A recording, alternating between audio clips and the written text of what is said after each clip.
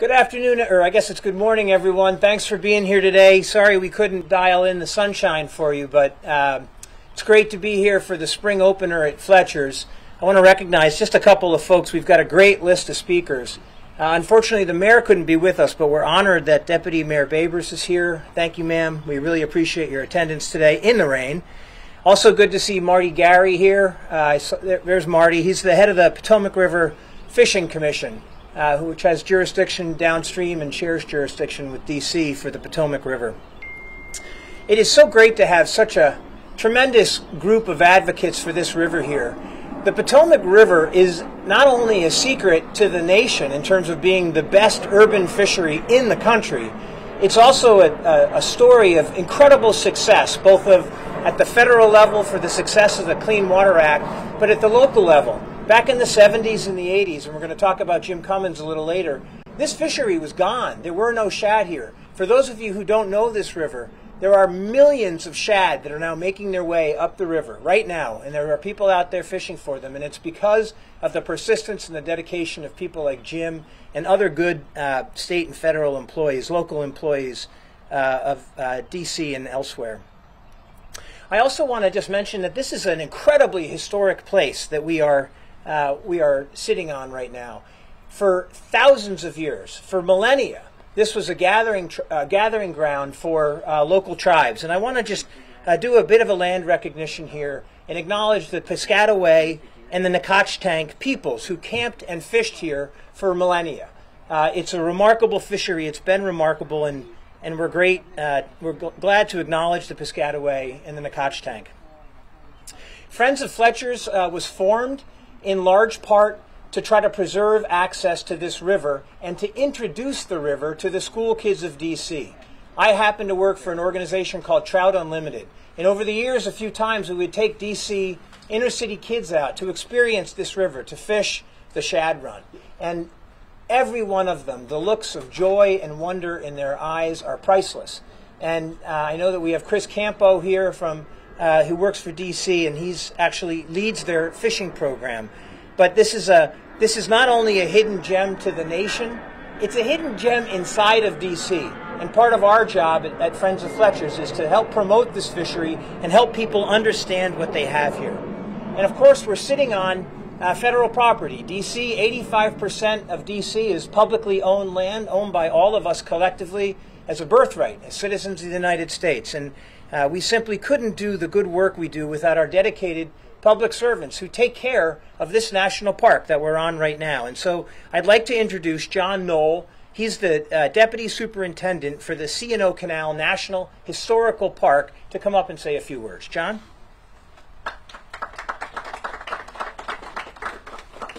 Thank you, Chris.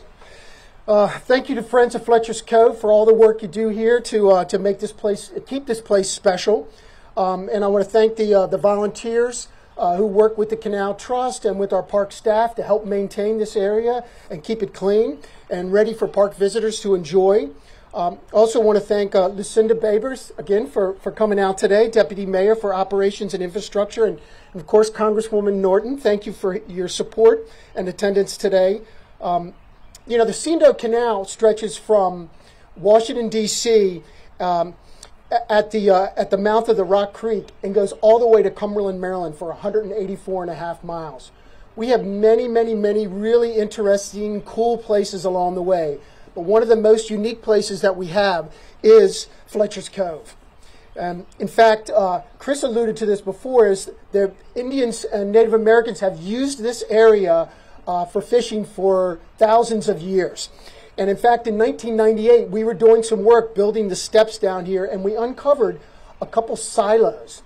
And we believe that from the archaeology work that was done in that area, that they were Native Americans that were here, and likely here at the time when Captain John Smith in 1608 was here. So this area has been utilized for a very long time.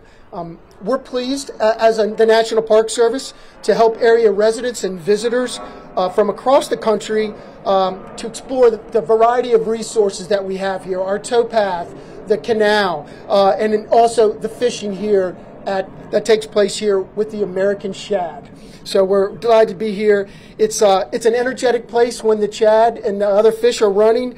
And what's really I find interesting is people have been coming here for generations. They came here with their grandfather or their grandmother, and now they're with their father and their grandson and nephews and nieces and such. So there's just this whole generational thing to the fishing here.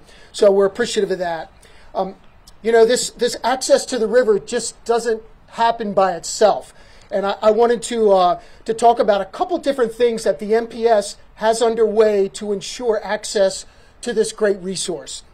A little over 2 years ago, folks that live in this area know that the heavy rainstorm that we have, that flooded Canal Road, and you saw the pictures of the cars and such, well, it really damaged the entrance road. We've done some temporary repairs, but we're getting ready to do some more permanent repairs on the entrance road, the parking lot, the culvert, and those other areas that were damaged. We also are involved in a long-range project that's still under project development, and we're performing some of the required cultural studies to improve access into here. Everybody here, I must have talked to 2 or 3 people like, I couldn't figure out how to get in here. We recognize it's a problem, and we're working with our partners with the Federal Highway Administration to improve that access. So more to come on that. Stay tuned. And then the big thing we wanted to address is sedimentation buildup in the Cove. Working with Fletcher's Cove and with our partners within the MPS, we continue to work on strategies that will ensure reliable access, and which includes removal of that sediment. And we want to thank the Department of Energy and Environment with the District of Columbia for their support in helping fund some studies that we did on that sediment, which is, again, helping us develop the appropriate solutions that will hopefully provide long-term fix so that we're not constantly having to deal with the removal of the sediment. So that's what we have going on. I want to wish everybody good luck with the fishing today, and also good luck staying dry. Thanks, everybody.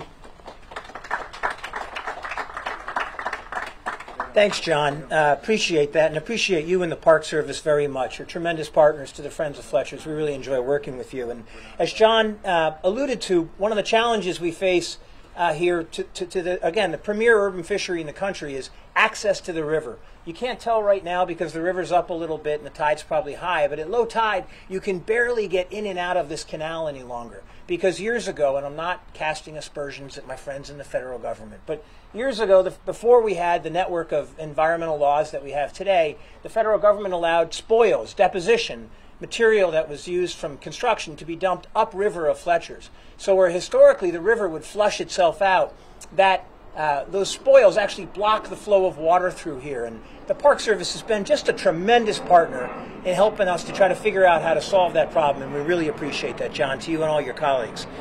One of the things that John mentioned was the intergenerational nature of Fletcher's. And the next speaker is a young man named Rob Calanado. He happens to be an employee of ours at Trout Unlimited. But Rob fished here growing up as a kid, and then he worked here for 7 or 8 years. I actually met Rob's father before I met Rob, and I saw him today and didn't realize he was Rob's dad. But I'd like to introduce Rob to come up and give a few remarks as well. Thanks, Chris. I would like to echo Chris's thanks to everyone for being here today. Certainly less than sunny. And a special thanks especially to John and the Park Service and GSI, the concessionaire, who do so much to make visitors welcome here.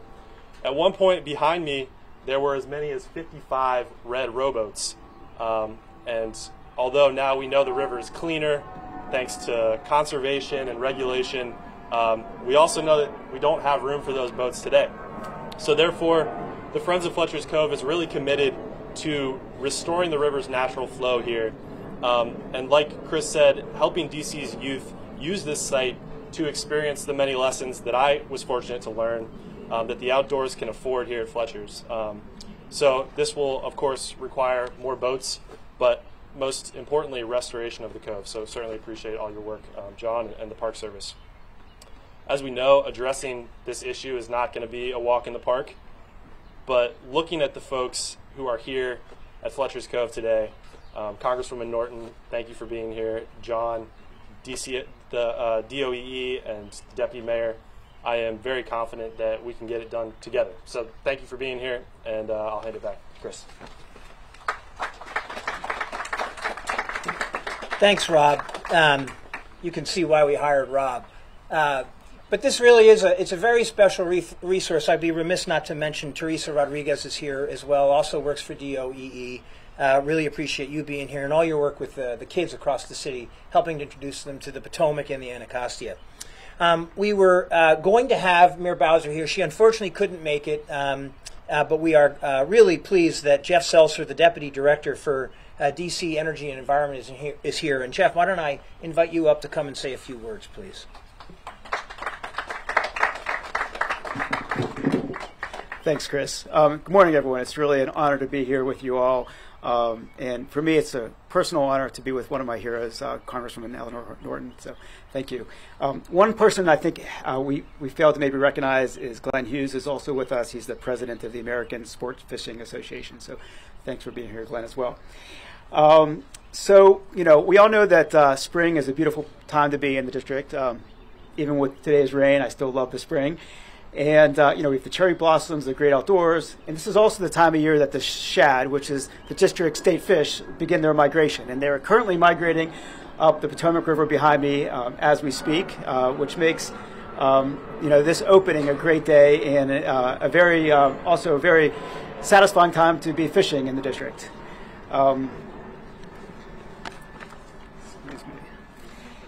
So, you know, we pride ourselves in the district that we have something for everyone, whether you like, you know, theater, art, restaurants, or fishing and being in the outdoors. So, you know, we really appreciate this space, and we want to create outdoor opportunities throughout the district. We are making investments throughout the city. Currently, some of our big investments include, in our current budget that's before the council, is expanding the district's Kingman Island Ranger program, where we're going to create job opportunities for district youth to work on the island. The current budget also includes $18.5 million to create a new access bridge to Kingman Island and increase access.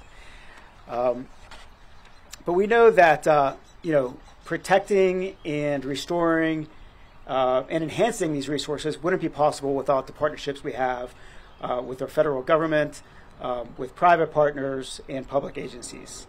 So I'm proud today to be here with Friends of Fletcher's Cove to recognize two important supporters. Congresswoman Norton, who has demonstrated her strong commitment to preserving regional gems such as Fletcher's Cove, and Chris Campo, one of DOEE's biologists who teaches residents and visitors about DC wildlife. And to help us celebrate them, I want to bring back up Chris Wood. Appreciate you. Yeah, thanks, Chris. Thanks for being here, man. I'll take that. That's mine. Okay, I just want to say one more word about this shad fishery. So every spring, this remarkable thing happens where these shad that are reared in the Chesapeake Bay, they move up the Potomac River.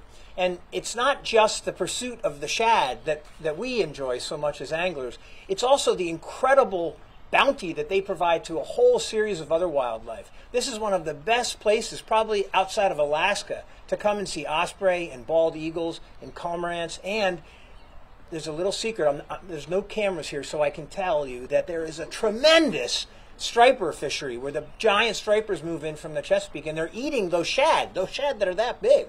So it's just a remarkable place for a whole host of reasons, and I hope you all have a chance to get out there and enjoy it. So we give every year a shad called an award called the Jim Cummins Award. Jim is here. Jim, give a wave. There's Jim in the back. So Jim is one of the people who is responsible, if not largely responsible, for recovery of the shad and the alewives and some of those other anadromous fish that move in from the saltwater up to spawn here. Back in the 70s and early 80s, people like Mark Binstead, who's been fishing this river for many, many years, will say that the fish were gone. And through his career, Jim did just remarkable work in helping to bring back DC's state fish. So we named the Jim Cummins Award after Jim, and it's given to the person who has caught the first American shad of the year. And I actually think that Alex Binstead should be disqualified from being able to get this award. But Alex, we're going to let you come up and say a few words, actually. Anyway, so we're going to give the Jim Cummins Award. We're going to do a double here because we weren't able to get together because of COVID. But Alex gets the award for 2022, I think, and Chris Campo gets the award for 2021. Chris has been mentioned, DOEE Fisheries biologist who has the best job in America outside of mine teaching kids to fish in D.C. So, Rob, do you want me to present that to them? Let's do that. Let's go to the next. Well, okay, we'll move on from that then. So let's, again, we are really honored to have Congresswoman Norton here. She has done more for the environment in D.C. than probably any other single person. She is a tremendous advocate for partner groups like Friends of Fletcher's. She has done just as much as anyone to help recover this wonderful resource that we have in our backyard. And we're going to give our inaugural award, it's the first time we've ever given the Fletcher Award. And it's given to someone who has worked on behalf of the environment and on conservation with a focus on the Potomac River and introducing people to that fishery. And Congresswoman Norton, this is as much for a lifetime of service as it is for anything in particular, but we are so honored to have you here and so grateful for your presence and for all of your work over the years. And we're happy to give you our inaugural Fletcher Award.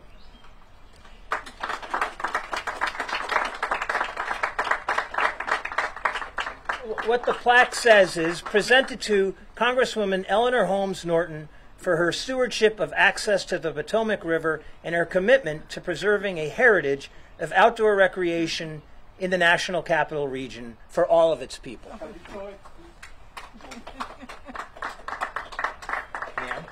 help you up here? I'm going to have to find someplace really good in my office to hang that. I'm so proud to receive that, just as I am so pleased to join the Friends of Fletcher Cove today for its spring opener event as we celebrate the arrival of warmer weather, not quite yet, and with it the outdoor recreation season. I must tell you that we need to make more residents understand that this wild part of D.C. is still D.C. and that this would be a wonderful place to come. Nestled along the Potomac River within the C&O Canal National Historic Park, Fletcher's Cove is renowned for its abundance of wildlife, natural beauty, and rich historical significance for our city. Fletcher's Cove offers a unique haven for residents of the District of Columbia and the rest of the National Capital Region to enjoy fishing and boating, wildlife watching, and many other forms of outdoor recreation. Unfortunately, Fletcher's Cove is chronically impaired by human-made impacts.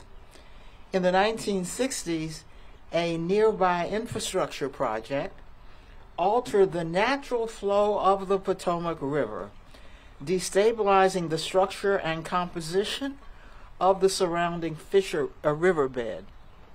Today, sediment continues to accumulate in Fletcher's Cove, jeopardizing the once reliable access to the Potomac River.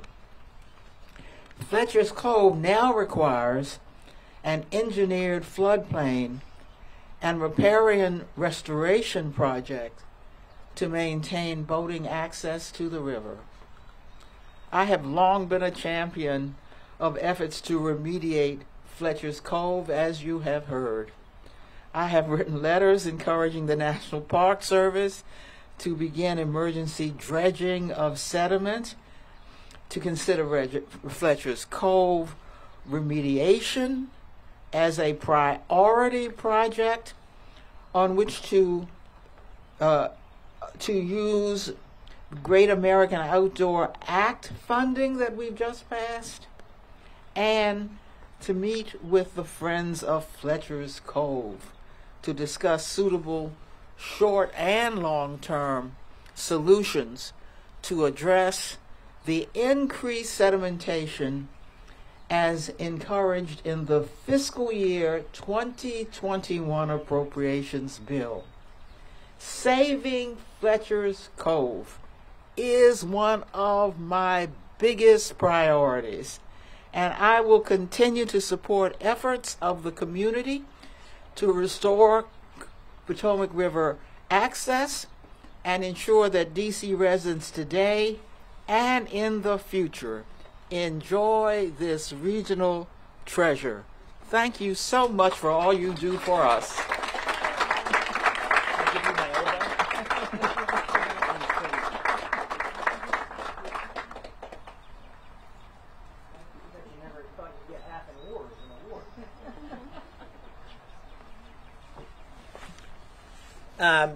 Thank you, Congresswoman Norton. What an honor for all of us to be in your presence, and thank you for everything you've done for us and for this river. But please, yes, thank you for making time for us. Let's all give Congresswoman Norton a round of applause.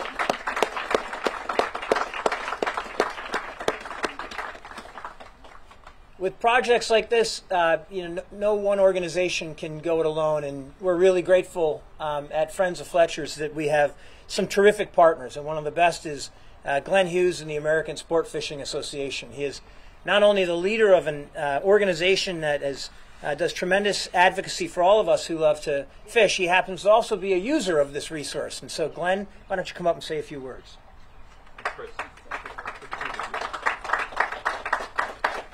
Thanks, everyone.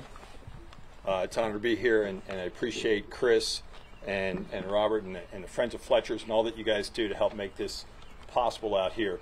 I don't have a piece of paper with words on as much to say I've got my license for DC. I hope everybody else has their license to fish out here. You need one, all right? It's the first license I buy in the area. Of course, this is already my 5th license for 2022 from the travel I get to do. But you got to have it, if you want to use the resource, right? Yeah. I also want to thank some other folks that probably don't get enough attention around here.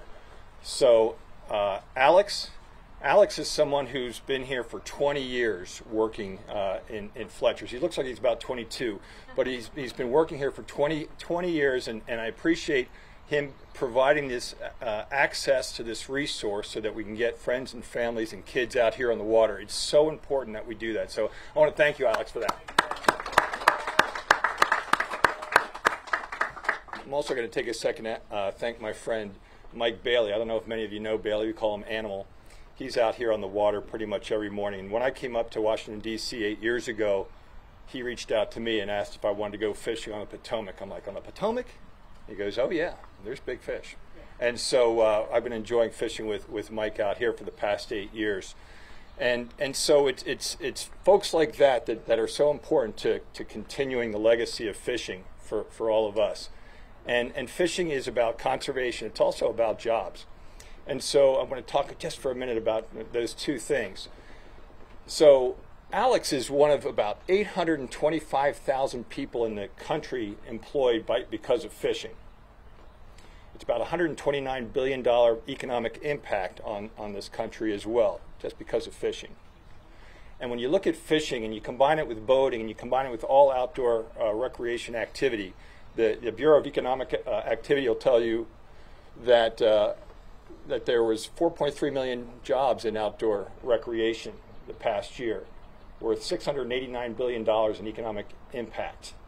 It's huge. And so folks, American Sport Fishing Association is a part of outdoor recreation. Our association represents the manufacturers of fishing tackle and other allied products. So it's all the rods, reels, and lines and lures. And so besides all the money that is generated from fishing, there's also conservation with that. And so I don't know if many of you know, but there's a federal excise tax on all fishing tackle. Back in 1950, the Dingell-Johnson Act was signed, and that created the Sport Fish Restoration Act. And so there's a 10% tax on all fishing tackle sold here in the United States. Again, rods, reels, lines, lures, nets, tackle boxes, and more pay into that. and it raises about $150 million a year just in the tax on fishing tackle. And you combine that with a motorboat fuel tax, and you combine it with other contributions, it's about $700 million a year. Goes back to conservation, divided across the states. So even the District of Columbia gets $1.2 million of that each year to support these types of projects. So you have the economy, you have conservation, and you have what is really, to me, the greatest activity that God gave us to participate in on this great country. So thanks for letting me be a part of it. It's great to be here with you today.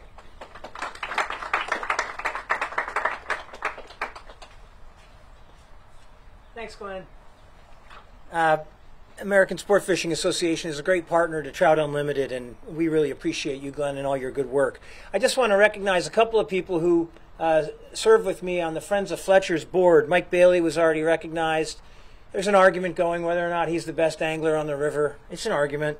Rob Calanado, we already mentioned. Seth Amgott pulled together this event largely with Rob, so thank you, Seth. Sarah Tucker does great work helping us to connect with all the agencies that we need to connect with. And, of course, Mark Binstead, who told me that Alex's first steps were taken somewhere over here many years ago. So we're just going to finish off today by having Rob come up, and we're going to present the Jim Cummins Award. And Alex has promised that he's going to keep his remarks fairly brief. So why don't you all come up here, and Chris, come on up too, and we'll give out the Fletcher Award. So you may notice this looks familiar. You look down there.